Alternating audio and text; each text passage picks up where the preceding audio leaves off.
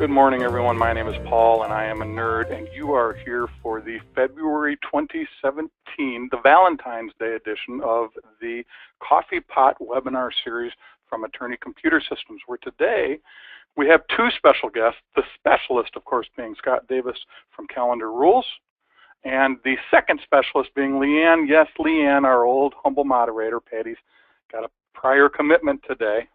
Patty, our new humble moderator, will not be with us, but everybody say hi to Leanne. Hi, Leanne. Hi, everybody. I'm making her unmute her microphone just to say that. So today we're talking to Scott Davis from Calendar Rules. He is going to tell us about calendar rules. And as the name would imply, calendar rules are a way to take predefined sets of rules based on jurisdictions and courts and different things and put them right into PracticeMaster. We'll get more into that, but if you've ever worked with CompuLaw's rule sets, calendar rules rule sets are much better, much more robust, and hook in a much nicer way into PracticeMaster. If you've ever worked with calendar plan templates within PracticeMaster and you're thinking to yourself, I really am tired of having to maintain these myself, then Calendar Rules is the answer. Or if you just saw the description and thought, wow, somebody else can maintain my calendar dates and all I have to do is put in the trial date or the deposition date or the whatever trigger date it is and it'll generate everything, that's cool. So you're here for one of those three reasons, and we're going to talk about all of that. Without any further ado, I'm going to press some magic buttons, and while I'm pressing those magic buttons, I'm going to turn things over to Scott. One way, of course, would be to switch to his computer, but the other way is to have him start talking about, what kind of pets he has, what football teams he likes, what Calendar Rules is all about. Go for it, Scott. All right. Thank you, Paul. I have not received the Yeah, working share. on that. Okay. There we go. You should have it now. Okay. So thank you very much for the introduction. Yes, I am, as far as football goes, unfortunately, a longtime New York Jets fan. I don't talk about that for very long. So I originally started out as I live near Detroit where the Lions are, so I feel you. Nice.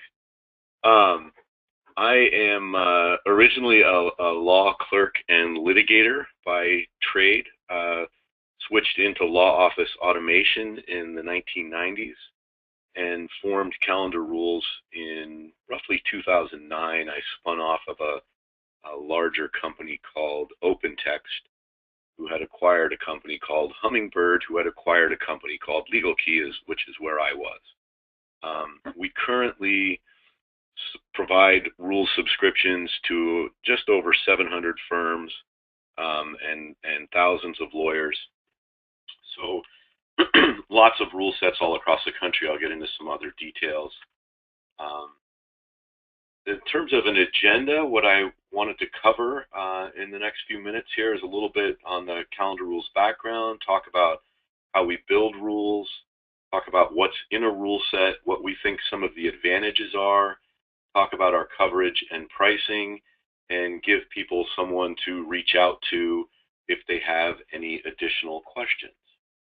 So again, just a little bit more on the background. Started doing court rules actually officially in 2004. Prior to that, I was with some companies that actually integrated a product called LegalX and also CompuLaw into some time and billing systems. We have a mix of people that build, monitor, and update rules. Most people always ask if we have lawyers on staff, and yes, we do.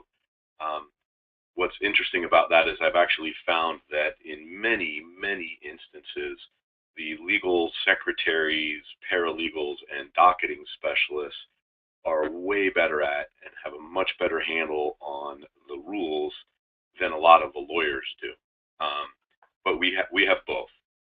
We also, one of our first partners was a company called ALM, American Lawyer Media, and they provide some additional subject matter expertise if we need it to us. And then the last comment here, we are a fairly new company technology-wise, which means that we were actually able to build our solution leveraging cloud technology. We talk about from the cloud down. Instead of having an application that we had to take to the cloud, we actually started there. It gives us some advantages in terms of speed, building, monitoring, updating, and delivering the rules updates. It's much easier than it is with some other systems because of this technology. Basically, all of the courts that we have, and we now have about 1,100 unique rule sets. So, for instance, in California, there are 58 counties, each with their own local rule set. Technically, only 57 of them, but each one of those represents a unique rule set. We do state courts, federal courts, bankruptcy courts, appellate courts. We have a number of different agencies, things like JAMS and the American Arbitration Association, intellectual property, basically anything related to general civil litigation. We will build it free of charge for someone who wants to subscribe to it. We want to build the library of rule sets up. We don't build rule sets that nobody's asked for. So that sometimes puts us in a little bit of a catch-22. If somebody needs rules in a state that we haven't built rules for, they need to give us a little time to build those rules. But we're very adept at that, and we do it all the time. And so we want to do it, but we want subscribers. And the reason for that is that once we build it, we have to monitor it, keep it up to date, and invest resources in doing that. And we don't want to do that if we don't at least have one subscriber. Every rule set that we build is reviewed by at least 2 lawyers, and then obviously the first client gets a good review at it. Rule sets can take anywhere, and people ask us how long will it take. We can build some judges' rule sets in federal courts in like 3 hours. They go pretty fast because most of the base rules are already done. We just cover the judge's scheduling order, standing order, etc. Other times, if we're going into a new state, we just built rules in the Hawaii state courts. Those can take a couple of weeks to build because it's a full rules of civil procedure with lots of triggers and events in it.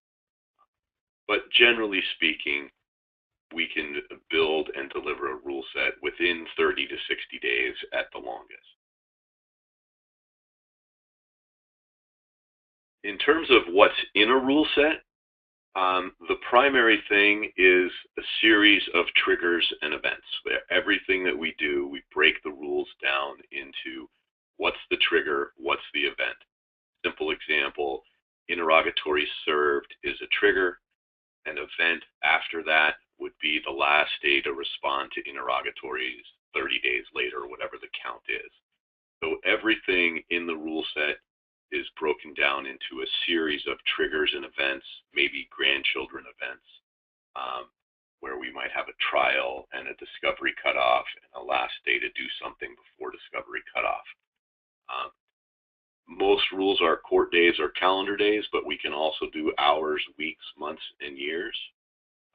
Every individual rule set has its own unique holiday set, because in certain states, even individual counties can have different holidays from other counties. Service handling is a part of every rule set. Do you add 5 days for service per mail, or do you add 3 days for service by mail?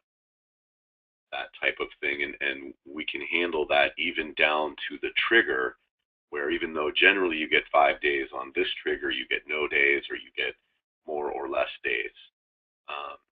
And then rolling is a very important part of this, and that basically means, what do we do if we land on a weekend or a holiday? Do we go forwards? Do we go backwards? Is it okay to land on a weekend or a holiday?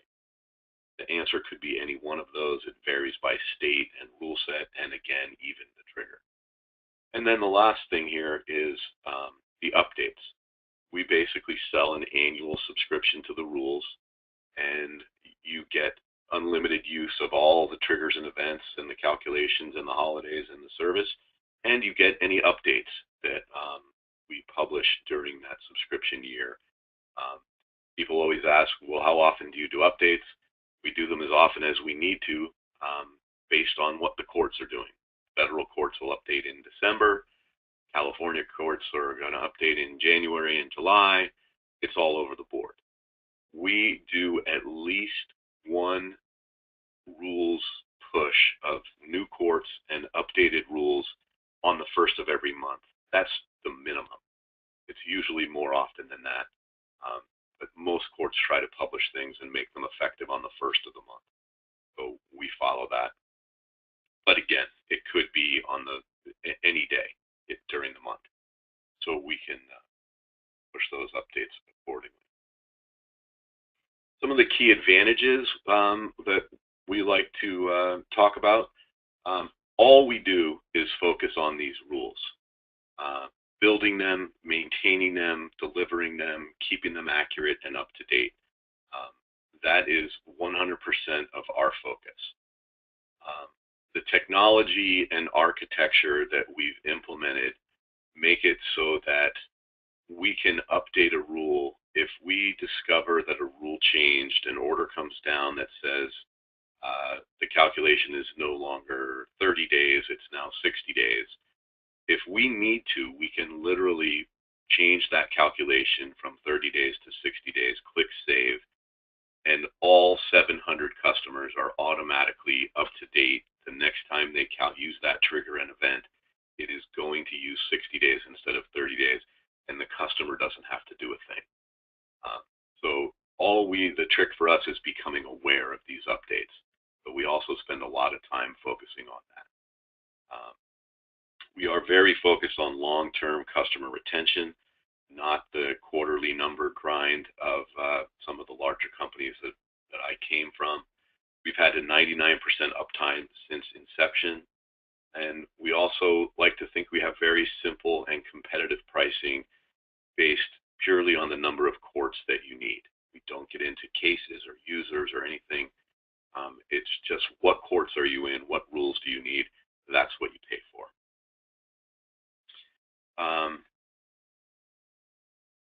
In terms of coverage, you can see a list of the courts that we have at our website at calendarrules.com/court list. There's a button right there on the first page that will give you a list by state of the rules that we currently have.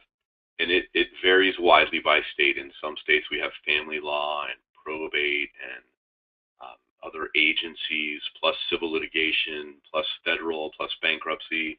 Other states we may only have the federal district court or maybe a state court. Again, it's all based on demand. So we're set up to build and add to these rule sets as needed.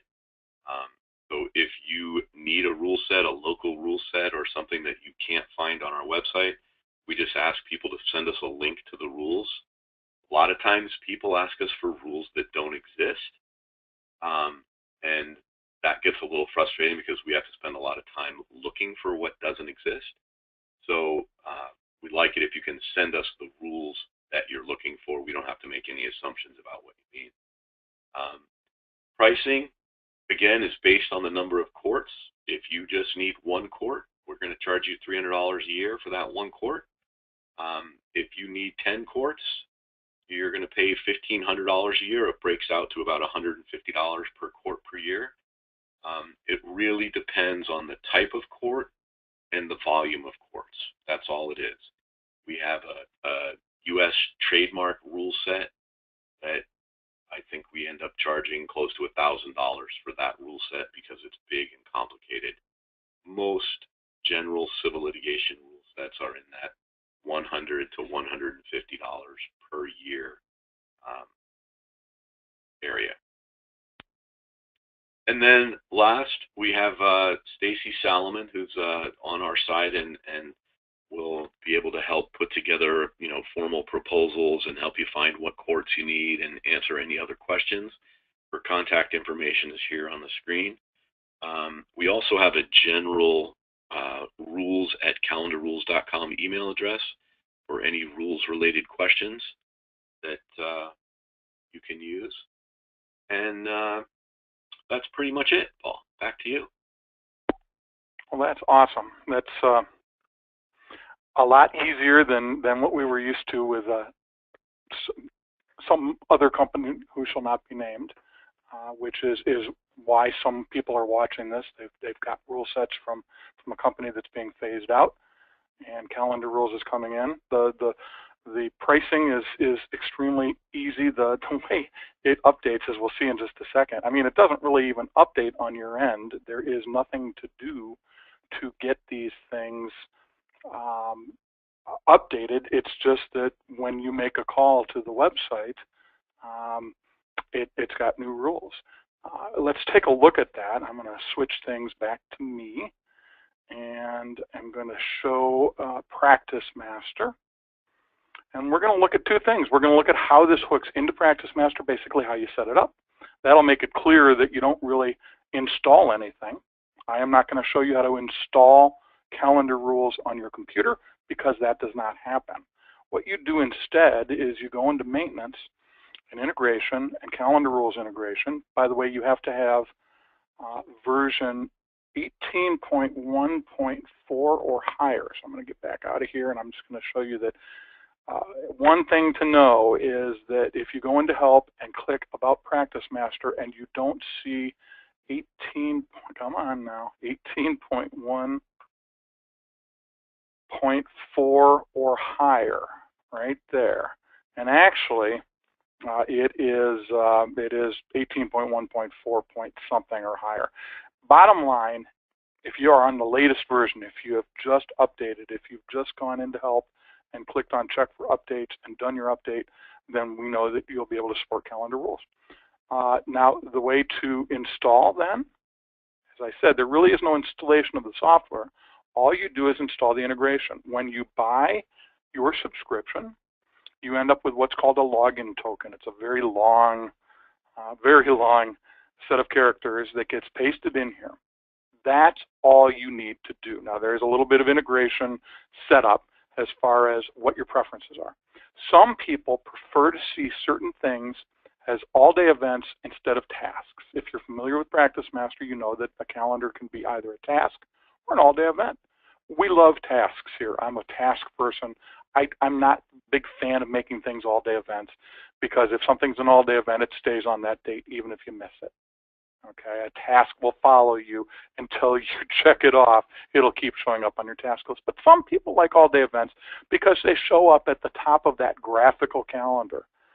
So if your trigger, for instance, is a trial date, and you said, I want to make triggers into all-day events, then that trial date will show up as an all-day event on that day, which, you know, is not necessarily a bad thing. So keep that in mind. These things can be set to be all-day events. And then the other thing you can do is you can set up the calendar rules, update email notifications so that when updates are posted, you can be alerted about updated calendar rules and how they might affect calendar plans that you've already generated and calendar plans that you may be generating in the future. So that's where you set that up. But the bottom line is you paste this token in here and you're good to go. At that point, when you go into calendar, you'll find, that company that shall not be named, but you'll also find generate calendar rules and update calendar rules. Now, I'm just going to take you into generate and show very quickly how this works. So if I want to generate a trial in the Western District of Michigan, and it's for Michael Larson, his workers' comp matter. Remember, Scott may have been a lawyer, but I never was. So if what I'm about to do as far as generating something in the Western District of Michigan doesn't make sense for a workers' comp matter, please excuse me. If you want a contact tied to these calendar records, that's fine. And then what you do, I've got to move my GoToWebinar thing here. What you do is you drop down this list, and these are the calendar rules that or the courts or the jurisdictions that I am subscribed to. So if I go into the U.S. District Court in Western District of Michigan and say that I'm going to generate a trial, which I suppose I should drag down this way.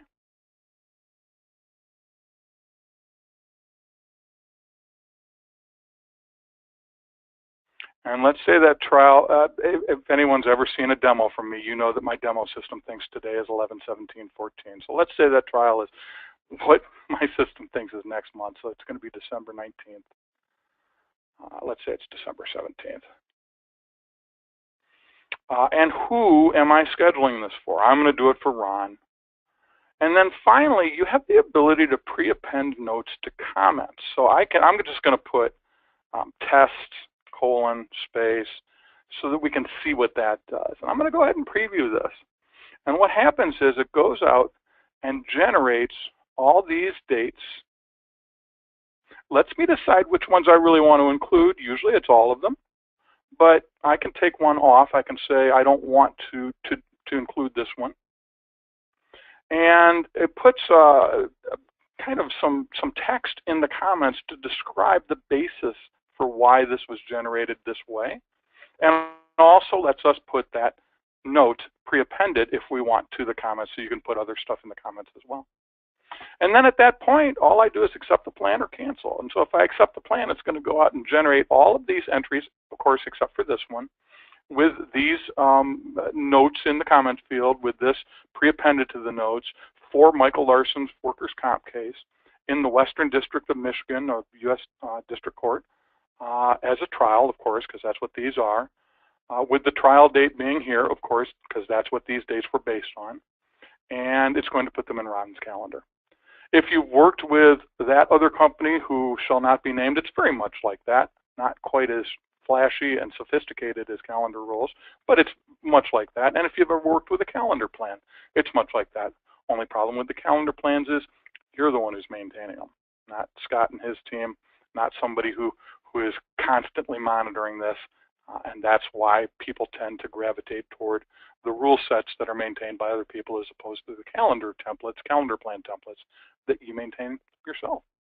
And that's pretty much how it hooks in with PracticeMaster. Scott, I really appreciate you giving us the whole lowdown on how the system works. That's extremely valuable information. I know pretty much nothing as far as that goes, but I know how it hooks in with PracticeMaster. If you want more information, you can email Stacy, as you saw on the other slide. And if you need to ask us questions, you can email me at paul.purdue, like the school, not the chicken, P-U-R-D-U-E, paul.purdue@attorneycomputersystems.com. I think that email and our 800 number comes up on the end of this video. Now, Leanne is not reaching for her phone, so she's not got a question to ask, so I'm going to go ahead and wrap things up. We, of course, would not be an Attorney Computer Systems webinar without us showing you how to get back to this content.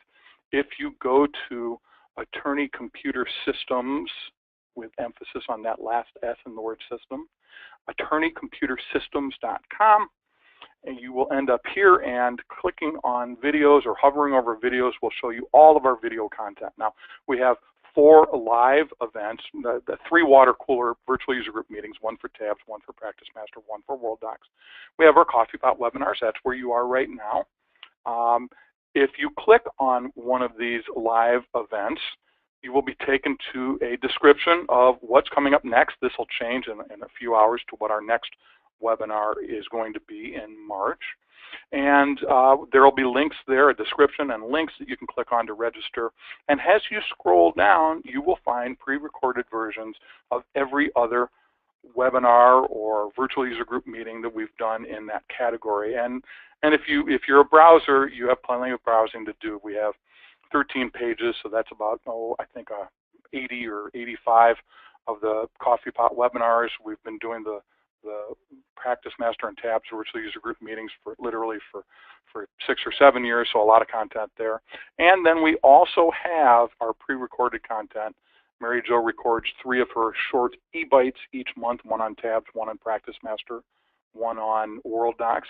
I'm going to make a note here that says we should do an e-bite on calendar rules, so you could get a very quick description there. These are usually things that we find to be unique and interesting that we can summarize in just a few minutes. And then we have our longer format Paul and Mary Jo show, where I or Mary Jo will take a broader topic and dig very deep into it and get into spending 10, 15, 20 minutes dissecting and diving deep into how that particular thing works and what the ramifications are. So that's it. Lots of content out here that you can search and that you can browse. Feel free to take advantage of it. It's there 24 hours a day and 7 days a week. Everybody have a good rest of the afternoon, and we will see you in March. Thanks much, Scott. Thank you.